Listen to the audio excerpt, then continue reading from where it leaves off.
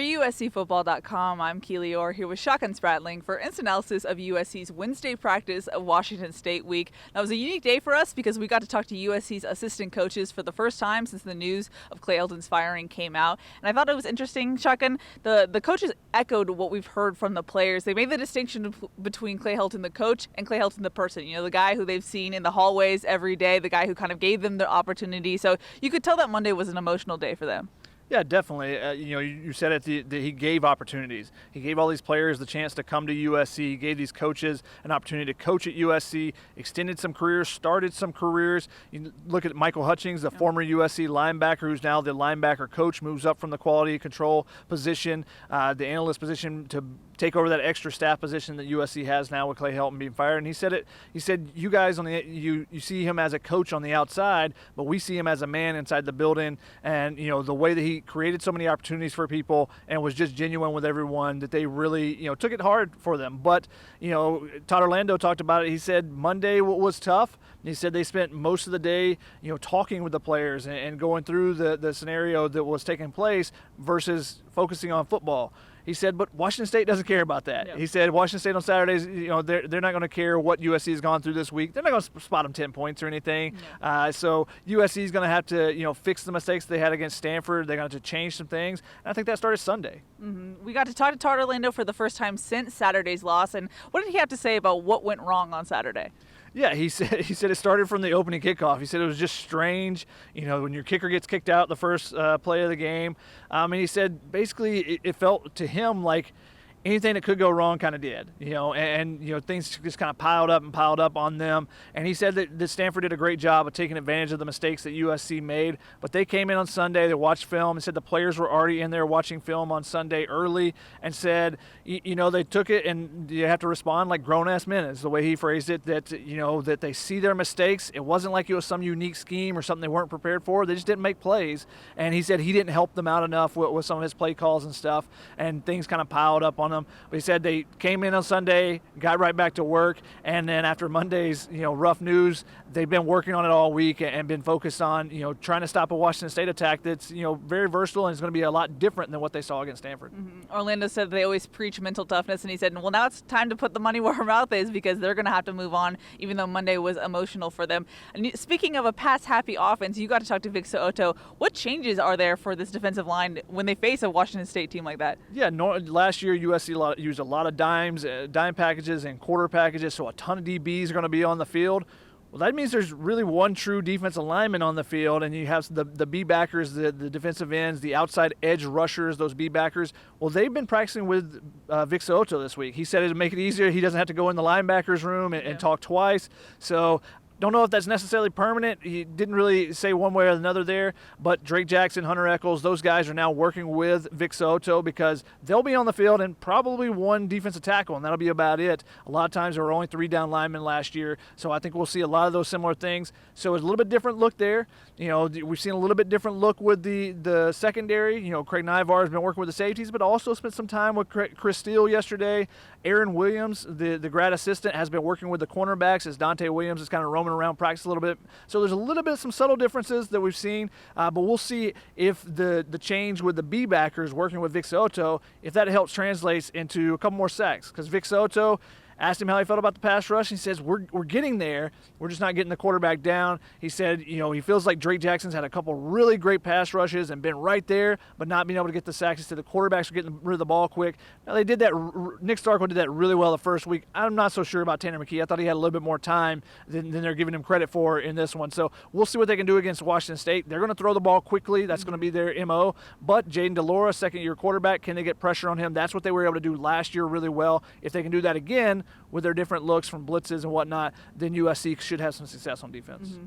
Shotgun mentioned it earlier, but we got to talk to Michael Hutchings for the first time since he became linebackers coach. And Shotgun, we've seen Michael in scrums before. It was kind of nice to see him in a scrum again, and he handled it like a pro. It wasn't a new thing for him. No, I think it was the first time since the Rose Bowl or maybe the pro day after that. So, you're thinking back to the Penn State game, and he's the captain on that team. So it's been a few years since we've seen him, but he is definitely as a pro. So he said it's a lot different for him. He's got an on-field role now, during games, or during practices. He wasn't allowed to coach before as a QC. Now he gets that opportunity to come out and be hands-on with the players and stuff. And he's got a lot more responsibilities behind the scene as well. We're recruiting and all those type of different things. So he has a different role, and congratulations to him, a guy that we've seen grow up from his De La Salle days up in NorCal to becoming a USC player, not getting to play early in his career, becoming a captain, worked his way up the entire way in his football career, and then also now on the coaching ranks. So congratulations to him. We'll see what they can do with those linebackers. If we see some adjustments, we see some different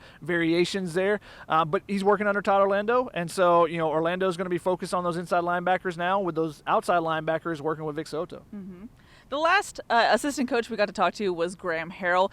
We asked him what went wrong on Saturday, and you also asked him about the interim coach title and if he was disappointed he didn't get it. Yeah, because he was asked about Dante Williams, and he said, it's a great opportunity for Dante. So I asked him, is he disappointed he didn't get that opportunity? And he kind of went along with the administration's line of saying that, we want the coordinators to focus on the game plans while having someone else kind of focus on everything. He said Dante's being pulled all over the place right now, and he's got a lot of responsibilities. And he said he hopes they get in a good rhythm, as Dante kind of figures out everything he's got to do. Vic Soto also said he's being pulled in a million pieces. So Dante's really bouncing around everywhere right now. So they wanted the coordinators to be able to focus on game plans, to focus on that. So we'll see how that progression works for those guys. Are they still able to put together some good game plans? And eventually, do we see Dante maybe have a little bit of some input in that? Do we see some wrinkles that maybe come from Dante? So it'll be interesting to see how that kind of plays out. But going back to the game, Graham Harrell said that it was execution again. And it is execution. But they've got to find ways to correct that. And it's rearing its head most in the red zone. And Graham Harrell said that's probably when you notice it the most because, it's direct correlation to points potentially, but it's happening throughout the field. And, they've had too many 3 and outs. That's been one of the issues as well. But opportunities in the red zone where balls are hitting off the receiver's hands, where if the throw is a little bit different or if the receiver can come down with it, it suddenly becomes 7 points. And he mentioned, the play to Drake London that was a little bit wide of the throw, and then the seam route to Gary Bryant that went off his hands. He said those are 2 touchdowns. And if you think about it, it was 21-10 at halftime. If USC scores on both of those, that was the first drive. The Gary Bryant one, I believe, was the first drive after halftime, so it would have been 21-21, completely different game then. And that's kind of what Graham Harrell's message was. We got to get those little things taken care of because it completely changes the game. Mm-hmm. When we talked to Todd Orlando, we got to get a quick injury update from him. He said Corey Foreman is good to go, but Nick Figueroa sounds more questionable. I don't think he's practiced this week, so that's something to watch out for there. As far as Corey Foreman, a lot of fans were asking where he was on Saturday. I believe you recorded he only played 3 snaps? 2 snaps, only 2 snaps, and on the same drive. Now, Stanford was never really in a lot of 3rd and long situations, which was the pass rush unit getting them in there in in negative territory. Sometimes it was when they were in the 40s, so they want to keep their regular defense so they don't get 7 or 8 and be able to kick a field goal. So it was partially that, but Clay Helton said on Sunday that Corey Foreman, he didn't practice a lot last week, so they can't give him a ton on Saturday if he doesn't practice, with knowing the different packages and stuff. And last week there was a lot of different looks, a lot of different packages. This week I'm sure there's going to be a lot of different packages than what there was week 1 or week 2, just because completely different offense they're going to be facing there. But we've seen Corey Foreman practicing this week. He practiced on Tuesday. We saw him today practicing as well. And Vic Soto said he will take as much as he can handle. So that tells me that as long as he's practicing, then he'll be in the game and have that opportunity. As long as he can get the stuff down during the practice week going into the game, then they'll feel confident putting him out there. Mm-hmm.